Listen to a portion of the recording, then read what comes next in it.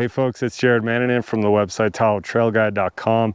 Today I'm bringing you another tutorial about doing downhill technique on cross-country skis. In today's video I want to cover what I call a button hook drill. It's basically a short hook pattern that we're going to make on our skis on a hill. What I'd like to do is go down across the hill, so we're going to traverse across the hill on our uphill edges. We're going to approach the fall line and let our skis kind of go flat on the snow, and then we're going to start turning those skis into the fall line. As we turn into the fall line, we're going to start picking up those new uphill edges. So this is a way in which to just work on getting from one set of edges to the other without doing a snow plow. That's kind of the ultimate goal here. In addition to this, we're rounding this little hook pattern or this button hook pattern out with a hockey stop. So it's good practice for doing a hockey stop as well. Before I get into the demos of me doing this button hook drill, I just wanted to talk a little bit about the side cut of cross-country skis. In this video, I'm running two different sets of skis. One is my Osnes Falcatin 62s, which are a backcountry cross-country ski. And then the second is a set of Rossignol Evos, which are essentially a basic set of track skis that you would use in groomed terrain. Now, side cut is basically the shape of the ski on its edge. It's usually measured in three different locations on the ski. One near the tip, one at the waist or the middle of the ski, and then one at the tail. In general, the tip is going to be the widest part of the ski, the waist is going to be the most narrow, and the tail will be slightly more narrow than the tip, but much wider than the waist. This shape, or side cut, is what allows a ski to turn when you put it on edge as you're going down a hill. The more pronounced a side cut is, the sharper a turn you can make.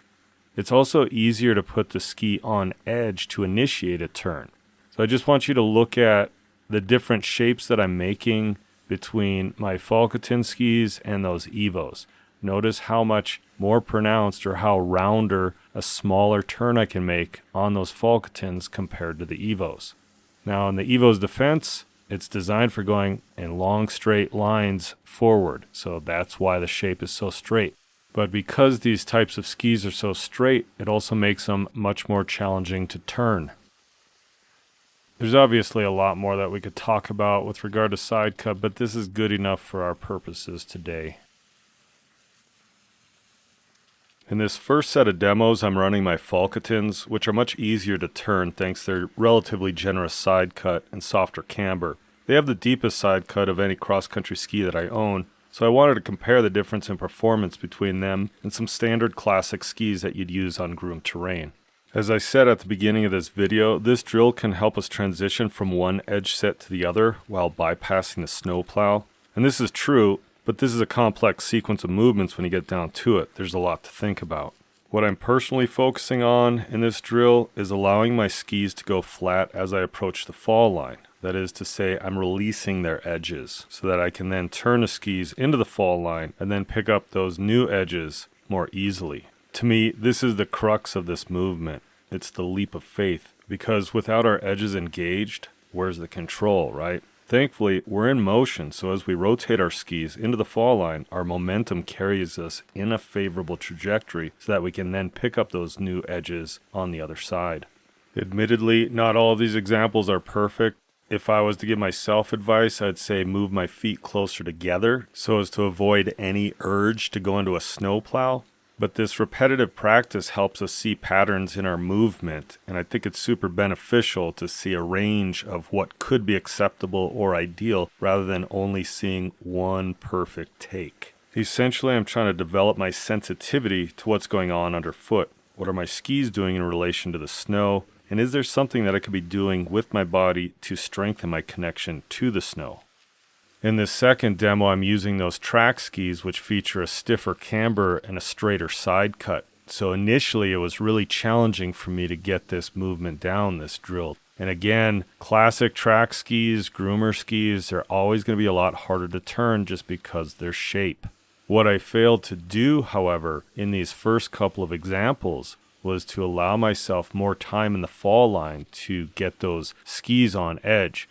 I was still operating as if I was running the Falcatins, so I was trying to cut the corner as steep as those Falcatins, And what ended up happening was that I felt compelled to do somewhat of a stem Christie turn there. So you'll see me lift my ski off the snow. Again, the point is that release our uphill edges, rotate our skis into the fall line as they're flat, and then pick up the edges. So I'm trying to shortcut it in a couple of these first examples.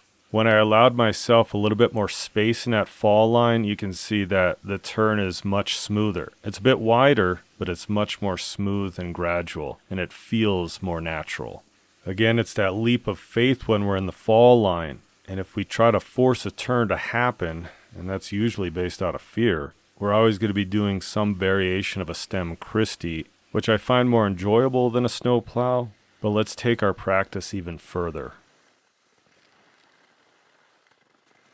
In these last two sequences, I just decided to put everything into practice and work on linking some turns down this hill. Again, the feedback that I'd give myself would be to bring my feet closer together. That slightly wider stance is definitely a position of safety and stability, but in the long run, I think it's just going to prevent me from producing cleaner parallel turns, because when our feet are apart, there's just going to be this natural tendency to be on the inside edges, and we want to be on one edge set or the other when we're doing parallel turns.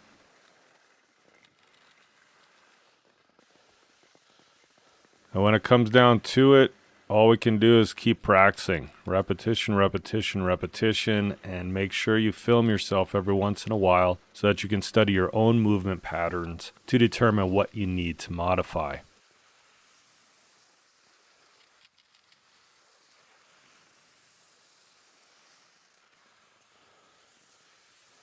Anyway, practice this button hook drill and learn to be comfortable in the fall line while you're riding down on flat skis. This is going to be scary at first, but just know that being on flat skis is going to be a lot easier to pick up your new uphill edges than if you're just trying to go from one set of edges to the other. There's just that transition period in between that we need to be comfortable in so that we can make those clean and smooth turns.